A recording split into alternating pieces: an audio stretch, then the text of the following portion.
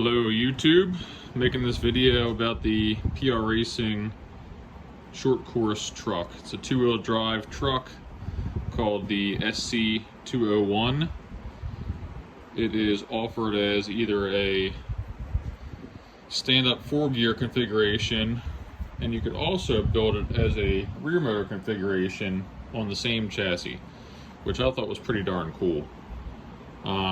If you're watching this, you're probably a short course truck addict like myself. I don't like to admit that fact, but I mean, these things just keep kind of multiplying and I might have a problem. But anyway, if you happen to find the PR truck brand or just racing brand in general, it's probably because you're looking to see what other kind of short course trucks are out there besides Team Associated or Losi. That's how I ended up here. I'm in Maryland, and me and my buddies all race on hokey backyard dirt tracks that are rough and bumpy and unprepared and dusty, just like RC racing in the good old days used to be. But now everything has kind of gone to the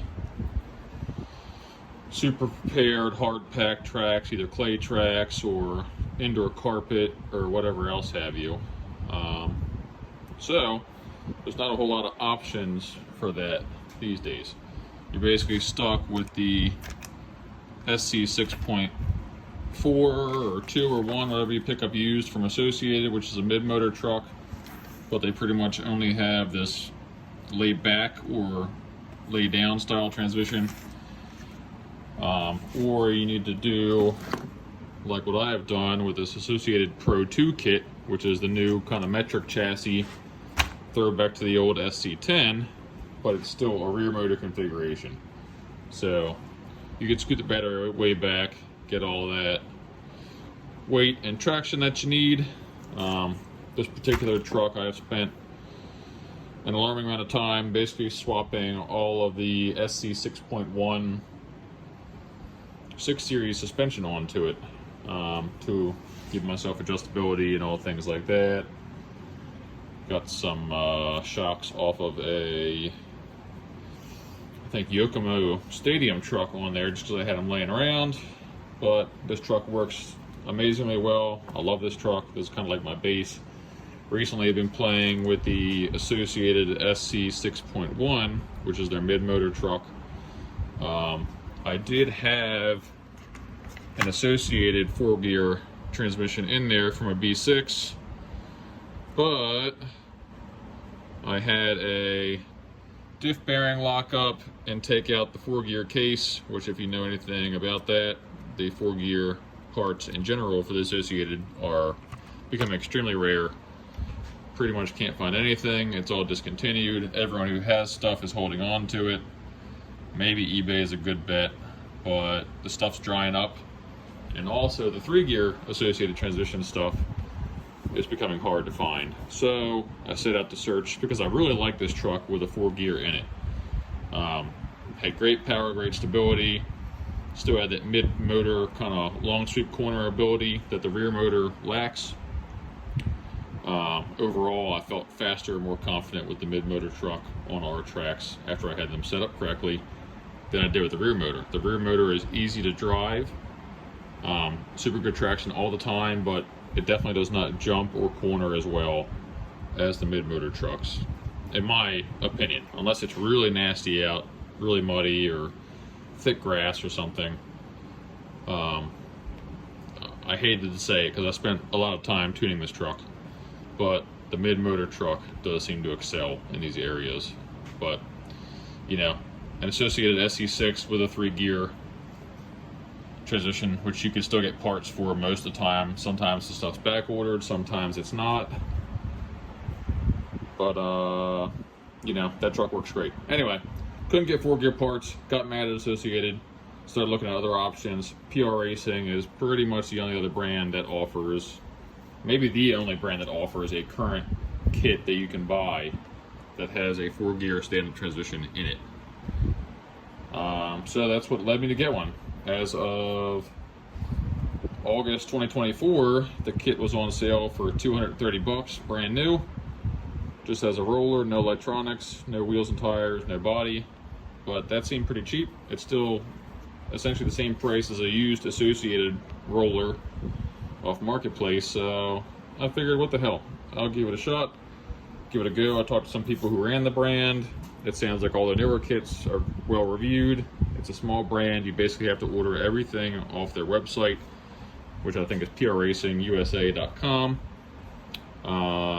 Shipping is extremely reasonably priced. I think my entire kit in the box, and I bought like spares of all the different stuff I figured I might break eventually, control arms, shock towers, some gears, I got a ball diff, just a bunch of extras. Everything together was like $8 shipping, and it came in like 3 days, which I was really impressed with.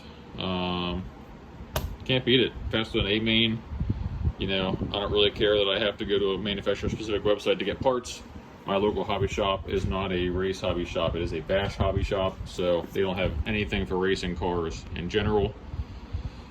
So yeah, onto the build of the kit. I built a bunch of these cars and rebuilt them a billion times, just trying different stuff and screwing with things that don't need to be screwed with.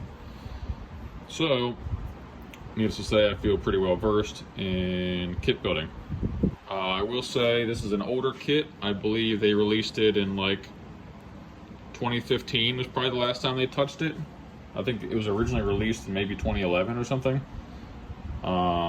Later on, it got these newer 12.8 millimeter shocks, which I guess is an update and some other small things. But the kit really has not been touched or updated since then. Apparently, all their new releases, like the V4 stadium truck and their buggies and stuff, have significantly improved as far as manuals and just support and parts availability. Not really availability, everything you can still buy for this truck, but everything in general is just better.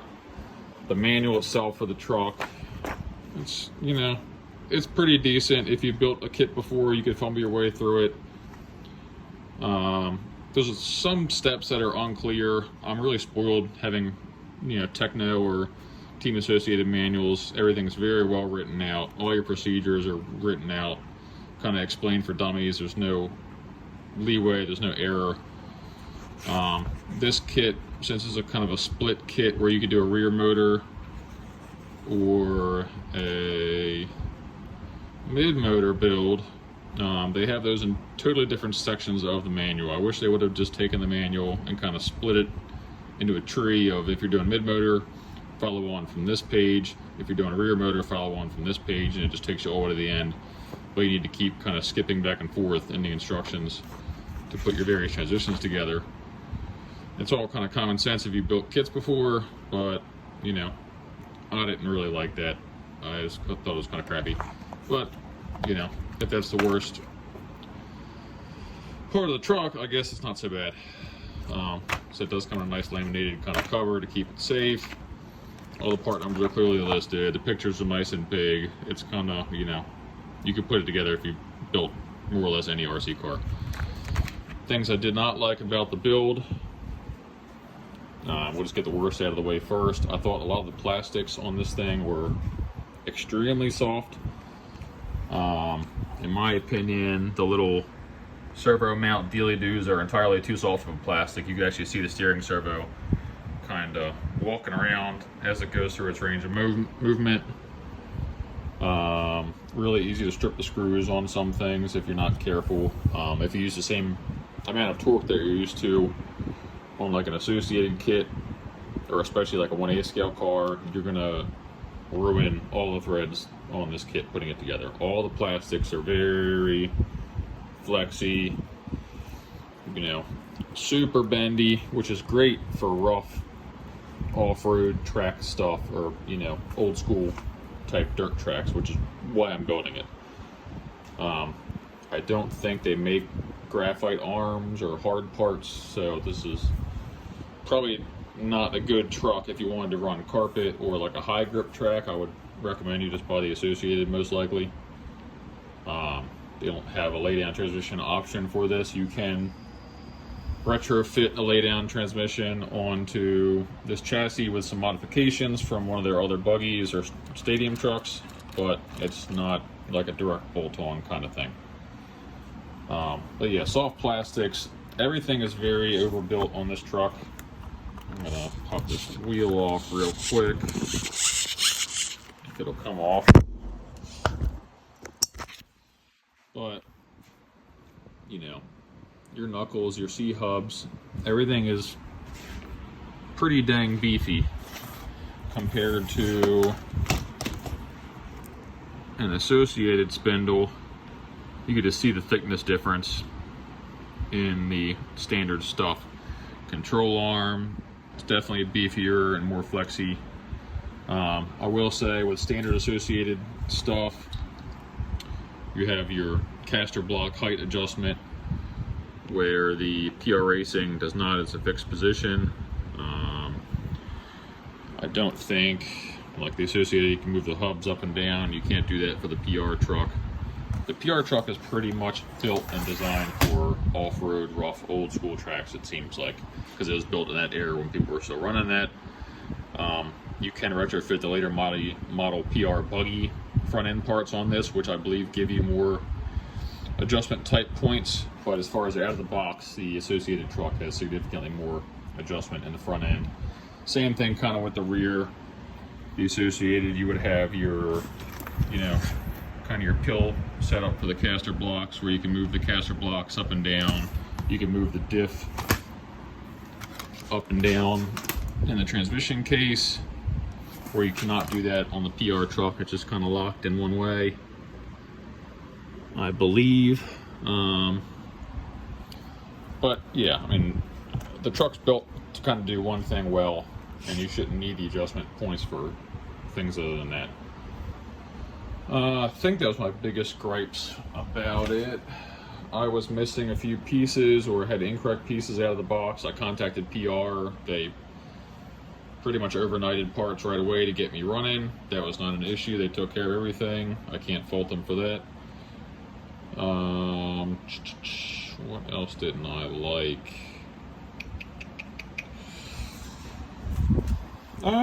That's pretty much it. It's all pretty minor stuff, honestly. The rest of the build went together pretty smooth. All the suspension fits and flexes extremely well out of the box. It's nice and smooth. It's plush. You don't have any kind of ball end binding like you do on a lot of the AE or low C kits, where you kind of gotta, you know, pinch the ball ends with pliers to loosen them up. These things fit like a glove right out of the box. I've not had to sand or do anything with the kit to, you know, have the suspension move freely with no shocks on it. Just all out of the box. Pretty idiot proof. It all flexes well. I didn't have any binding. I will say this kit does not come with a ball diff out of the box. It comes with a gear diff. From what I'm reading on the internet, the ball diff currently still has some issues that they're working through as far as the ball diff loosening up on its own. I believe they have revised parts on the way to prevent that from happening. I did buy a ball diff for it. I have not used it yet. I currently am running a gear diff with a 2-gear setup and like 60 weight shock oil, which basically makes the rear end super free. I have almost too much off power rotation, but it's very controllable in a straight line. It, you know, has great stability as far as coming out of corners and stuff for a gear diff off-road. I'm pretty darn happy with it. I've been playing around with the gear diff setup a lot with this associated truck and this thing, just to kind of have a lower maintenance truck. My idea for this truck build was to just have a super cheap, reliable 2-wheel drive short course truck. I basically just bought a super cheap Amazon, you know, China servo. I bought the Hobby Wing quick run 10BL 120 and a 3200 kV motor. I'm running a 22 tooth pinion, and I believe the stock 83 tooth spur gear that it comes with. That gearing seems to be on point for my size track. The transmission and like differential gears and all the machine parts that fit together on the back end of the truck I thought were wonderful. The transmission goes together great. Doesn't have any kind of machining issues. A lot of the AE transition cases don't fit together quite right. I've not noticed anything like that on this truck. Everything seems to fit well. Bumpers are great, super flexy plastic. I think they should take a lot of abuse, unlike these AE bumpers that, you know, break all the time. I've cracked every one I own at least once. The drive shafts seem well made. The output ends seem well made. We'll see how they hold up long term. Currently I'm dialing in the suspension and working out all that kind of stuff, but I'm pretty happy with it. The servo saver comes with a lockout assembly, or you can put a spring in it to truly make it a servo saver. This thing looks like it's designed to be an 8th scale unit. I mean, it is massive compared to, you know, the steering bell cranks in an AE truck or a low-C truck. It's just, I mean, gargantuan. It looks like, this looks like the steering bell crank setup on my Techno sc201. So I don't foresee needing the CNC aluminum version of that. I can't imagine you're ever going to break it, and if you do break it, you're probably broken the whole rest of the front of the truck. It does have a aluminum chassis, which is pretty neat. It's nice and thin, has some cool winglets. The machining on the chassis looks great. Got no complaints about that. The front end fits together well.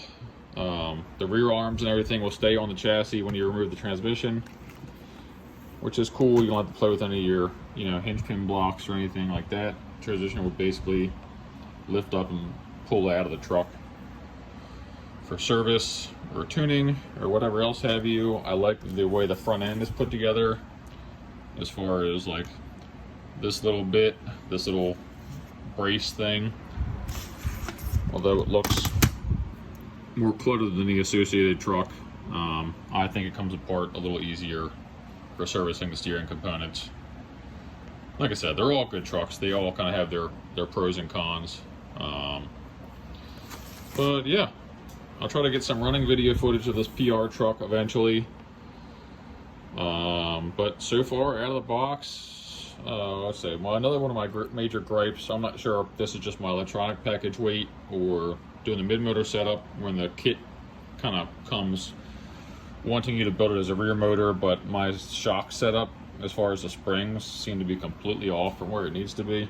I'm actually running, I think like an Avid 12mm associated buggy spring on the front in like a weight, and I believe the rear I'm running associated rear short course 12mm springs from some sort of kit I had laying around, because the factory ones were super squishy.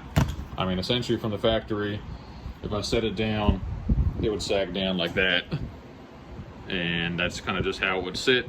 I'd have to, you know, spin the collars all the way down to have it sit more or less level. So that seemed way undersprung. The front was way too stiff. The front, you could have the spring collars all the way up, and it would still, you know, be riding at max suspension height, and it just didn't feel nice and even pressing down on the suspension. So I decided that I was going to kind of respring it before I even ran it at all. I currently have some other springs from PR on the way, based on recommendations from some PR drivers that I've been talking to, trying to get this thing dialed. But yeah, overall, super solid truck. I'm really happy with the way it runs and drives out of the box, even with the box setup. I've been playing with the rear shock angle. I put a 2mm shim under the rear inner ball stud. The rear inner ball studs are very short, and the plastic of the diff case seems soft. I would recommend running like the longer 10mm ball studs that they sell in the back, and putting a nylock nut under here when they poke through, just to kind of give it some better support. There's no adjustable pill system on the back of this like an associated truck, so that's a big downfall for me. Once again, all their newer kits have an adjustable pill system that you can order the pieces from to retrofit into this truck. Everything's pretty much a bolt-in. More or less all the suspension pieces for the PR Racing two-wheel drive stuff will bolt onto this truck, from my understanding. And that's what all the pro guys are running. But yeah, I mean, super good reliable truck so far. I've probably put 3 or 4 packs through it, and just comparing to, you know, what I've been running with 50 packs through it, it compares pretty darn close. I think if you're looking for a 2-wheel drive short course truck for like an old school dirt track that's low traction, dusty, bumpy, rough, you know, or maybe grass track bashing or something, I think it's a good truck for you. I will hopefully get some running footage here in the next videos. Hope you appreciate the effort I took to make this. Thanks. Bye.